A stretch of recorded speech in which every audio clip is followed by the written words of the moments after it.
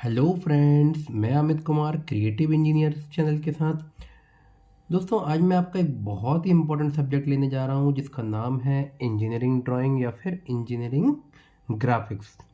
Friends, यह एक B take में फर्स्ट ईयर में एक सब्जेक्ट है जो कि सभी ब्रांचेस के लिए कॉमन है। और दोस्तों, यह एक ऐसा सब्जेक्ट है जिससे स्टूडेंट्स बहुत ही ज़्यादा घबराते हैं, बहुत ही डरते हैं। स्टूडेंट्सों को बहुत ही टफ लगता है कि यार कैसे निकलेगा, क्या होगा।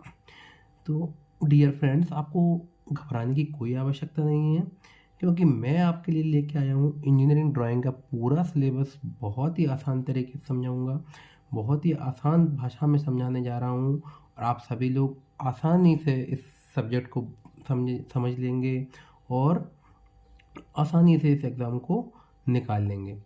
और दोस्तों, सभी टॉपिक्स मैं आपको बहुत ही आसान भाषा में समझाने जा रहा हूँ।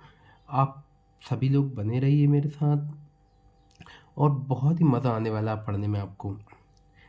तो फ्रेंड्स, सबसे पहले मैं आपको इंजीनियरिंग ड्राइंग का एक छोटा सा इंट्रोडक्शन दूंगा, ताकि आप लोग समझ जाएं एक लाइन में कि इंजीनियरिंग ग्राफिक्स आखिरकार है क्या।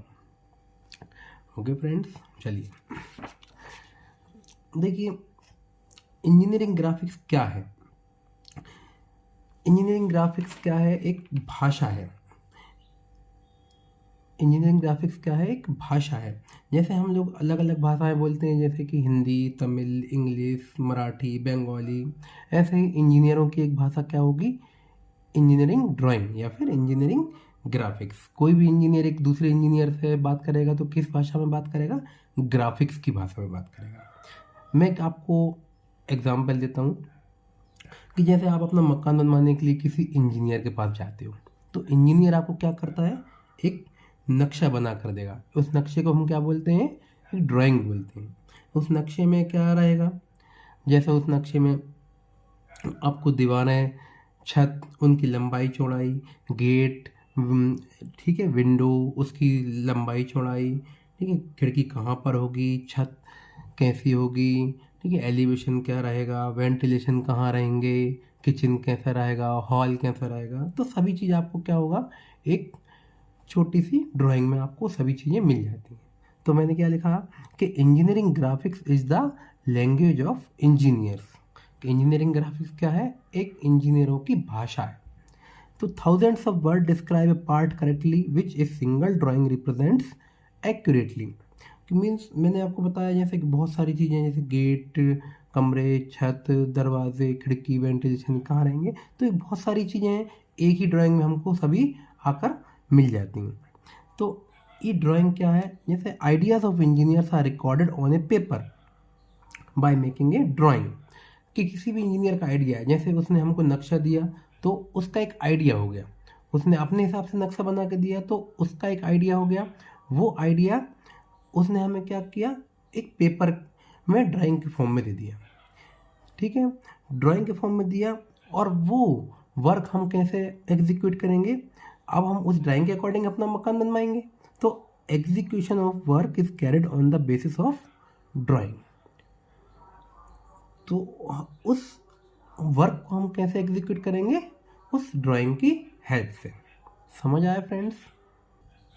ओके फ्रेंड्स, समझ आया? तो किसी भी देश का, किसी भी राज्य का कोई भी इंजीनियर हो, वो सिर्फ एक ही भाषा समझेगा। कौन सी भाषा? Engineering graphics.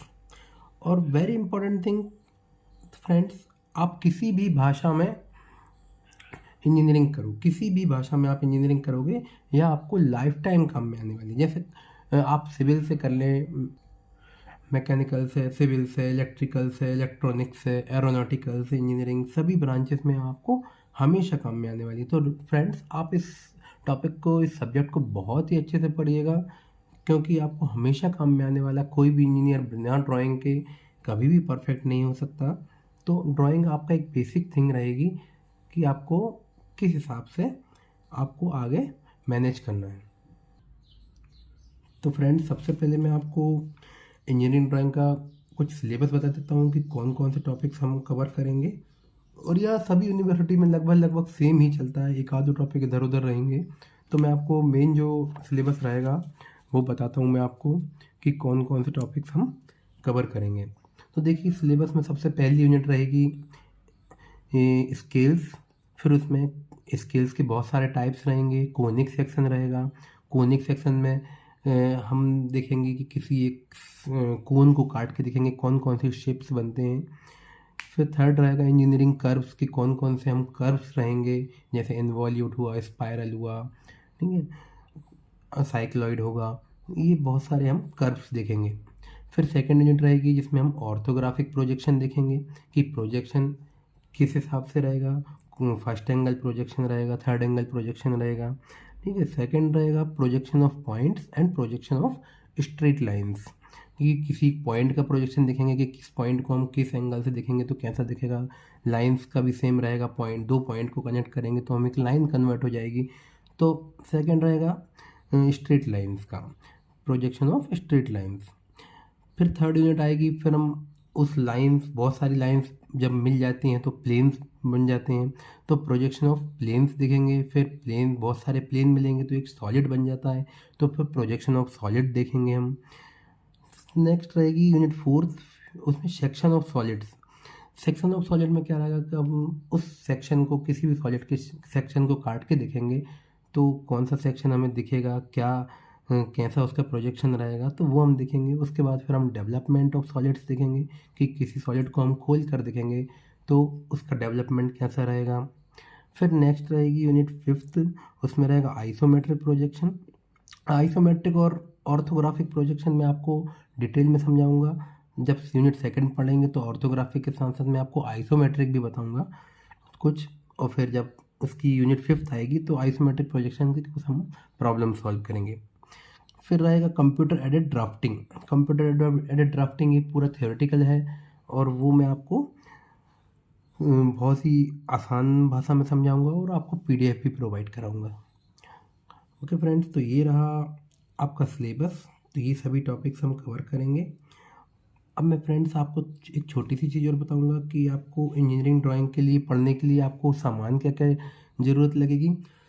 तो फ्रेंड्स देखिए, सामान क्या क्या आपको रखना है आपको अपने साथ। नहीं, सबसे पहले आप लोग ये, आप चाहें तो नोट कर सकते हैं लिस्ट ऑफ आइटम्स। इसमें आप सबसे पहले रहेंगे पेंसिल रखेंगे आप लोग। कौन कौन सी पेंसिल रहेंगे आप? H, 2H, 3H and 4H। इनका भी हम यूज़ बताऊंगा मैं आपको कि जैसे H रहेगी ज़्यादा हार्ड रहेगी, डार्क चलती है, 2H उससे कम डार्क रहेगी, 3H उससे और कम डार्क रहेगी, और 4H सबसे डार्क रहेगी, 4H सबसे कम डार्क रहेगी, ठीक है। सेकंड रहेगा आपका एक रोलर स्केल। एक आप बड़ा 30 सेंटीमीटर वाला रोलर स्केल रखिएगा फ्रेंड्स, और स्केल भी रखिए। स्केल 15 सेंटीमीटर, 30 सेंटीमीटर दोनों के, अगर हो सके तो दोनों रख लीजिएगा, नहीं तो एक 30 सेंटीमीटर वाला सफिशिएंट रहेगा। एक रहेगा आपको कंपास रखना है, आपको एक प्रोटेक्टर रखना है, और अपनी ऐसी वर्क बुक रखेंगे आप लोग, जिससे आप लोग ड्राइंग को बना सकें जिसमें। और साथ में इरेज़र और शार्पनर वगैरह, ये सब छोटी छोटी चीज़ें हैं वो आप लोग रख लीजिएगा। ओके फ्रेंड्स, ये तो रही लिस्ट ऑफ आइटम्स। अब मैं आपको एक चीज़ और समझाने वाला हूँ, एक कन्वर्सन टेबल। कन्वर्सन टेबल भी आप लोग नोट करके रख लीजिएगा, ताकि कन्वर्सन टेबल पर आपको बाद में जब क्लासेस चलेंगी तो उसमें समय ख़राब नहीं होगा आपका। तो कन्वर्सन टेबल आप लोग अभी यहाँ पर नोट करके रख लीजिएगा, और मैं आपको यहाँ पर इसको बहुत ही आसान तरीके में समझा भी देता हूँ। देखिए फ्रेंड्स, ये रहेगी कन्वर्सन टेबल, जो आपको अभी आगे आने वाली स्केल वाली क्लासेस में आपको यूज़ होगी कि कौन कौन सी डिस्टेंस रहेंगी। तो कन्वर्सन टेबल आपको बहुत इम्पोर्टेंट रहेगी। तो देखिए, कन्वर्सन टेबल में जैसे 1 किलोमीटर रहेगा, मैं आपको याद करा रहा हूँ फ्रेंड्स, तो आप लोग जल्दी से याद कर लीजिए इसको, ताकि आपको कोई भी कन्वर्सन रहेगा आपको हाथों हाथ आप लोग उसको शो कर सकें।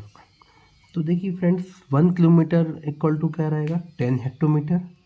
हेक्टोमीटर किलोमीटर का 10वां पार्ट रहेगा हेक्टोमीटर, और 1 हेक्टोमीटर में रहेंगे 10 डेकामीटर। अब 1 हेक्टोमीटर में कितना डेकामीटर? 10वां पार्ट रहेगा डेकामीटर। फिर 1 डेकामीटर में रहेंगे 10 मीटर्स। जैसे हम लोग पढ़ते थे 1 किलोमीटर में कितने मीटर होते हैं? 1000 मीटर होते हैं। तो 1 किलोमीटर में 1000 मीटर, तो किलोमीटर के बीच में उससे छोटा क्या रहेगा हेक्टोमीटर, हेक्टोमीटर से छोटा रहेगा डेकामीटर, डेकामीटर से छोटा रहेगा मीटर। तो 1 डेकामीटर में कितना रहेगा 10 मीटर। फिर 1 मीटर में रहेंगे 10 डेसीमीटर, मीटर से छोटा क्या रहेगा डेसीमीटर।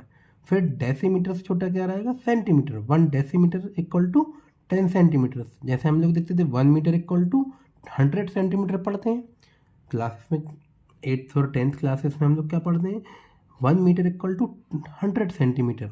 तो मीटर से छोटा हमें नहीं पढ़ते, मीटर से छोटा क्या रहेगा decimetre, 1 metre equal to 10 decimetre, 1 decimetre equal to 10 centimetre. अब देखिए फ्रेंड्स, हेक्टोमीटर को हम HM से डिनोट करेंगे, डेकामीटर्स को कैपिटल DM से, डेकामीटर्स को कैपिटल DM से, मीटर्स को M, स्मॉल m या कैपिटल M किसी से भी कर सकते हैं, लेकिन डेसीमीटर को हम स्मॉल DM से करेंगे ताकि हमें पता रहे कि कैपिटल DM डेकामीटर रहे और स्मॉल DM डेसीमीटर रहे।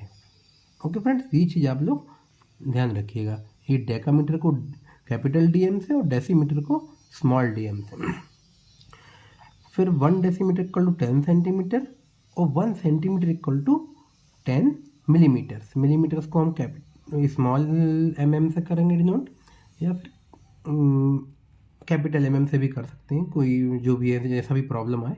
लेकिन डेका और डेसीमीटर में आप लोग ध्यान रखिएगा फ्रेंड्स कि डेका में कैपिटल DM और डेसीमीटर में small DM।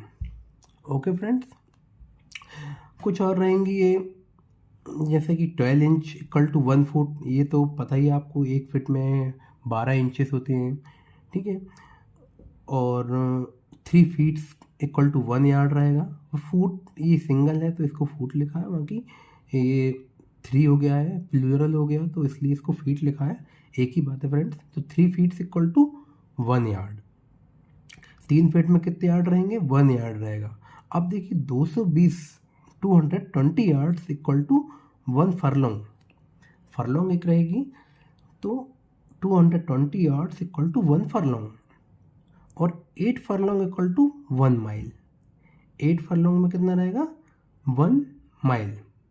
Okay friends, 12 inch equal to 1 foot, 3 feet equal to 1 yard, 220 yard equal to 1 furlong and 8 furlong equal to 1 mile. Okay friends, तो अब एक दो और देख लेते हैं, ये और छोटी छोटी। 1 इंच इक्वल टू, ये तो आपको पता ही होगा, 1 inch equal to 2.54 centimetre.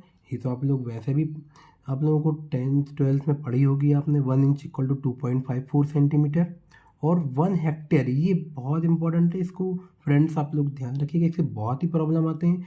1 hectare equal to 10,000 metre square, 1 hectare equal to 10,000 metre square. Hectare क्या रहेगा, एक एरिया रहता है हेक्टेयर। तो एक हेक्टेयर में कितना एरिया रहेगा 10,000 मीटर स्क्वायर। इसको ऐसा भी लिख सकते हैं 100 मीटर इंटू 100 मीटर। तो ये क्या रहेगा इक्वल टू 10,000 मीटर स्क्वायर बन गया। तो ये 100 metre by 100 metre equal to 1 hectare होता है। ये जब आपने देखा होगा पटवारी लोग वगैरह ज़मीन नापते हैं तो ये हेक्टेयर में नापते हैं या एकड़ में नापते हैं।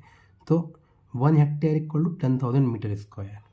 ओके फ्रेंड्स, आप चाहें तो इसका स्क्रीनशॉट ले लीजिएगा, ये कन्वर्सन टेबल को अच्छे से याद कर लीजिएगा। और नेक्स्ट वीडियो में हम देखेंगे, हम स्टार्ट करेंगे अपना यूनिट फर्स्ट। नेक्स्ट वीडियो में हम देखेंगे यूनिट फर्स्ट में स्केल्स देखेंगे, जिसमें हम देखेंगे कि स्केल क्या होता है, स्केल कैसे बनता है और उसके टाइप्स कौन कौन से रहेंगे, उसके अलग अलग टाइप्स के अलग अलग हम प्रॉब्लम सॉल्व करेंगे और बहुत ही आसान तरीके से सॉल्व करेंगे। दोस्तों, ये फर्स्ट क्लास थी आज आपकी, तो मैंने आपको इंट्रोडक्शन दिया। नेक्स्ट वीडियोज़ में हम देखेंगे आपका फर्स्ट यूनिट चालू करेंगे, हम फर्स्ट यूनिट में स्किल्स देखेंगे। और आप लोग बस बने रहिए, इंजीनियरिंग ड्राइंग सब्जेक्ट आपको पूरा मैं बताने जा रहा हूँ, बहुत ही आसान भाषा में समझाऊँगा, आपको बहुत ही मज़ा आने वाला है। आप बस बने रहिए क्रिएटिव इंजीनियर चैनल के साथ। आपको वीडियो अच्छा लगा हो तो लाइक एंड सब्सक्राइब ज़रूर कीजिएगा। Okay friends, thank you.